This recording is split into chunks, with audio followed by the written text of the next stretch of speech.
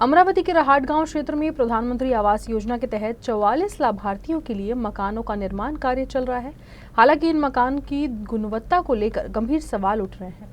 अमरावती के सांसद बलवंत वानखेड़े और पूर्व मंत्री सुनील देशमुख ने खुद इस काम का निरीक्षण किया।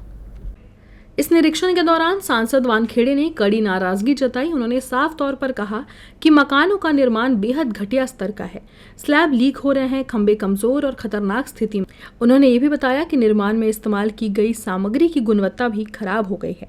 सांसद वानखेड़े ने प्रशासन को तत्काल पूरे निर्माण का ऑडिट करने और दोषी ठेकेदारों के खिलाफ कार्रवाई करने के निर्देश दिए।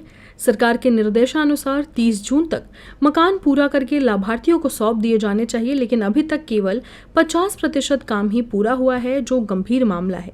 इसलिए सांसद बलवंत वानखेड़े ने ठेकेदारों को स्पष्ट निर्देश दिए कि वे शेष काम तुरंत पूरा करें और लाभार्थियों को उनके हक का मकान मुहैया कराएं।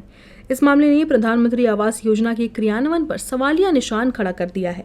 साथ ही उन्होंने ये भी माना कि ठेकेदारों पर नजर रखना प्रशासन की जिम्मेदारी है।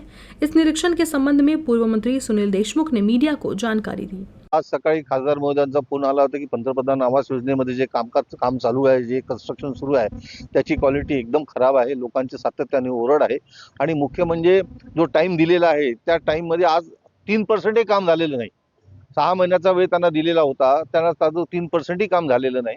म्हणून आम्ही पाहणी करण्यासाठी आलो आणि आमच्या असं लक्षात आलं की कॉन्ट्रॅक्टरनी जो स्लॅब टाकला तेव्हा कोणी उपस्थित नव्हतं। स्लॅब गळून राहिलेला आहे, त्याचं अलाइनमेंट नाही, काही नाही। म्हणजे हे जर घरात हे जर काही जे गोरगरीब राहायला लागतील, जे सर्वसाधारण लोक झाले त्यांना आयुष्यभर याचा त्रास होणार आहे। म्हणून खासदार महोदयांनी याची दखल घेतली आणि आता आम्ही त्याप्रमाणे संबंधित अधिकाऱ्यांना खासदार महोदयांनी हे इन्स्ट्रक्शन दिलेले आहे की याच्यामध्ये कोणतीही हयगय आम्ही सहन करणार नाही।